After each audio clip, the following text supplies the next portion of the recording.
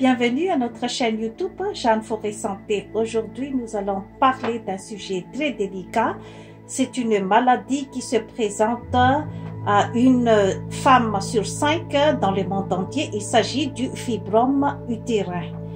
Ce sont des tumeurs bénignes de la paroi utérine situées à l'intérieur ou à l'extérieur de l'utérus. Il peut avoir la taille d'un petit pois ou d'un pamplemousse. C'est dû à l'augmentation du taux d'œstrogène. Les fibromes peuvent se présenter de différentes façons dans l'utérus de la femme. Ici, par exemple, c'est le fibrome pédiculé, c'est-à-dire à l'extérieur de l'utérus, et ça peut toucher les tubes digestifs comme les intestins, ça peut toucher également les vessies et le rein. Ici, c'est le fibrome sous-muqueux, c'est-à-dire que c'est à l'intérieur de la paroi utérine. Et ici, c'est le fibrome sous-séreux, c'est-à-dire que ça sort un peu à l'extérieur de l'utérus, mais ça ne se présente pas d'une façon pédiculée. Et ici, c'est le fibrome sous-muqueux. Quels sont les symptômes du fibrome? Parfois, ça peut être asymptomatique ou il y a également le saignement abondant, une menstruation douloureuse ou irrégulière, existence des pertes vaginales, des douleurs ou des saignements pendant le rapport sexuel. Il peut également existence de pollakiurie ou besoin fréquent d'uriner, surtout la nuit, et problèmes de digestion et de l'intestin irritable, et ça peut amener aussi à la constipation. L'augmentation de saignements peut entraîner l'anémie et la fatigue. Le fibrome peut causer également de fausses couches ou accouchements prématurés. Quelles sont les causes des fibromes? Tout d'abord, il y a l'augmentation du taux d'œstrogène qui stimule la croissance des cellules. La progestérone inhibe leur développement. L'augmentation du taux d'œstrogène peut être due au xénostrogène, l'accumulation des toxines dans l'intestin ou congestion du foie. Ça peut être également d'origine héréditaire. Il y a surtout la prédisposition chez les femmes noires. Quels conseils on peut donner donc en cas de fibrome? Dès l'apparition des signes, consultez le médecin. Le diagnostic peut se faire par le toucher vaginal et le palpé abdominal. On peut également faire le frottis cervico-vaginal pour tester l'existence de cancer du col.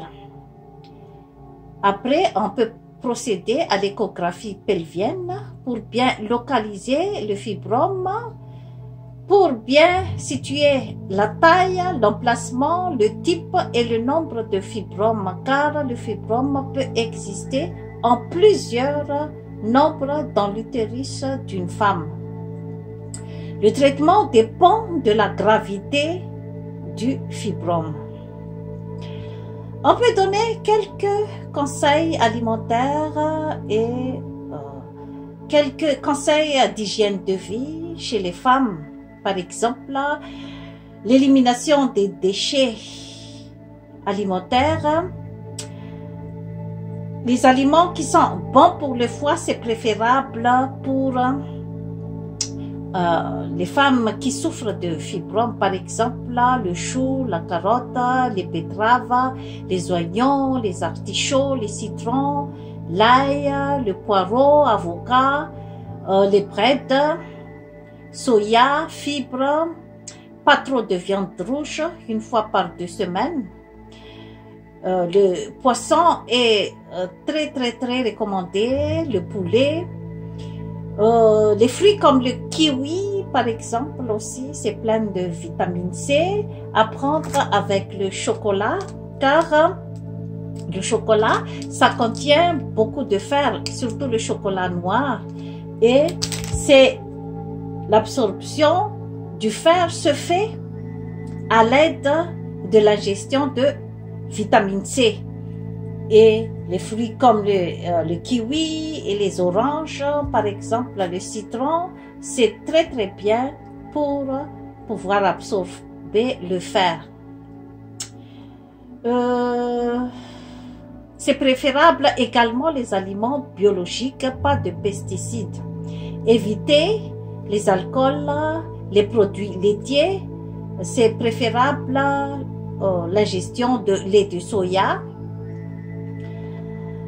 Il faut également prendre en considération l'effet des sucres, car le sucre peut favoriser l'augmentation de taille du fibrome. Le café également et aussi les boissons gazeuses, car la caféine peut également favoriser aussi l'augmentation de taille du fibrome. Il faut également perdre du poids. L'obésité peut augmenter les effets des oestrogènes sur l'utérus. C'est à conseiller également de prendre le thé vert, le curcuma, le moringa. J'ai déjà expliqué ici ce que apporte le moringa. C'est un aliment qui a beaucoup de substances nutritives et peut également aider la femme pour lutter contre l'anémie. Il y a également le gâtillier. C'est très réputé aussi pour équilibrer l'œstrogène et le progestérone chez la femme. Et il y a également le sarro. J'ai déjà fait une émission sur le sarro ou le Cinnamomum fragrans Madhavachart, qui veut dire qui combat la difficulté. C'est un arbre magique qui se trouve à Madagascar. Il y a également les exercices physiques comme la marche, la natation, la danse peut aider également pour équilibrer l'hormone et puis aider à la diminution de poids. On peut également mettre une bouillotte d'eau tiède qu'on peut mettre sur l'abdomen. Quand il y a trop de douleur au moment de la menstruation, ça peut soulager également le ventre. En cas de cas grave, on va procéder à l'hystérectomie.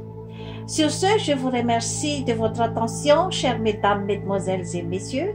Abonnez-vous à notre chaîne YouTube Jeanne Forêt Santé et likez. Bye bye.